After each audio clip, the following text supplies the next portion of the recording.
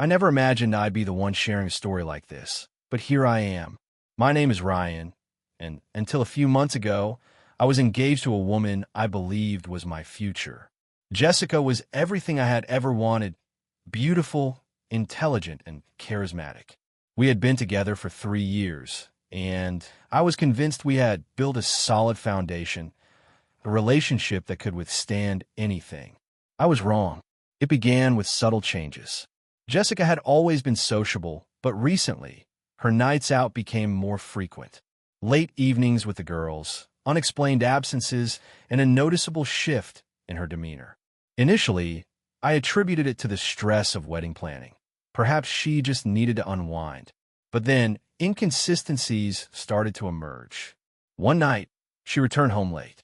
Her makeup was smudged, her hair disheveled, and she carried a scent of cologne that wasn't mine. When I inquired, she laughed it off, saying the bar was crowded. People bump into each other. Relax, babe. I really did, but something fell off. Then came the bruises. A few weeks later, as she was getting ready for bed, I noticed a dark mark on her inner thigh. Jess, I said, keeping my voice casual, what happened there? She glanced down, blinked, then shrugged. Oh, some drunk guy knocked into me at the club, hit the edge of a table. She chuckled, but her fingers fidgeted with the hem of her shirt. Jessica was a terrible liar. I didn't press further, just nodded, but from that moment on, I became more observant. What I discovered shattered me. It was a Friday night. Jessica had gone out again, citing another girl's night. I was exhausted, but as I sat on the couch flipping through channels, her phone buzzed on the coffee table. One message, one sentence. Last night was insane. Can't believe you finally did it. It was from her best friend, Maya. Did what? My stomach twisted. I wasn't one to snoop, but my gut screamed that something was amiss. Jessica's phone was locked, but I had seen her enter the code countless times. My hands trembled as I tapped in the numbers. The messages loaded, and I wished they hadn't. Maya, girl, you were wild. 3 guys in one night.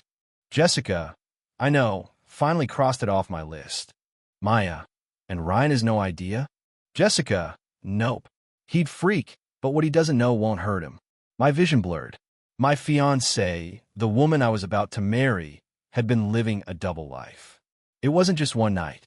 Scrolling up, I saw months of messages, pictures, plans. She and Maya weren't just partying. They were meeting men, orchestrating encounters, sneaking around behind my back. I had been a fool. I could have confronted her immediately, but Jessica had spent months deceiving me. I decided to play the long game. For the next few days, I acted as if nothing was wrong. I kissed her in the mornings, told her I loved her, even let her think I was too engrossed in work to notice her nightly escapades. I needed undeniable proof. When she mentioned another girl's night, I didn't protest. I simply followed her.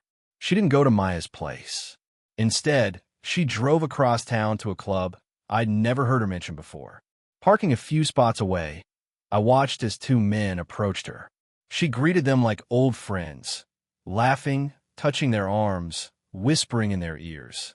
My chest tightened, but I remained composed. I took out my phone and captured the moments. An hour later, they left together.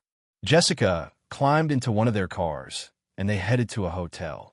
I followed, parked discreetly, and waited. When I saw her step out of the car, smiling up at the man beside her, then slip her hand into his as they disappeared through the hotel entrance, that was the breaking point. I knew then that Jessica was not the woman I thought she was. I didn't go home that night. Instead, I drove to my brother's place, packed a suitcase, and made a decision. By morning, I had canceled the wedding, the venue, the caterers, everything. Then, I sent one message to a group chat consisting of our parents and closest friends. I attached the photos and wrote, "The wedding is off. This is why." Then, I turned off my phone. I didn't wait for reactions. I didn't need to hear excuses. By the time Jessica realized what had happened, I was already gone. She called, she texted, she begged. I ignored her. The messages transitioned from desperate apologies to angry accusations. "You're blowing this out of proportion. I was just having fun. Ryan, please, let's talk." But there was nothing left to say. I moved to a new city, started over, and focused on myself.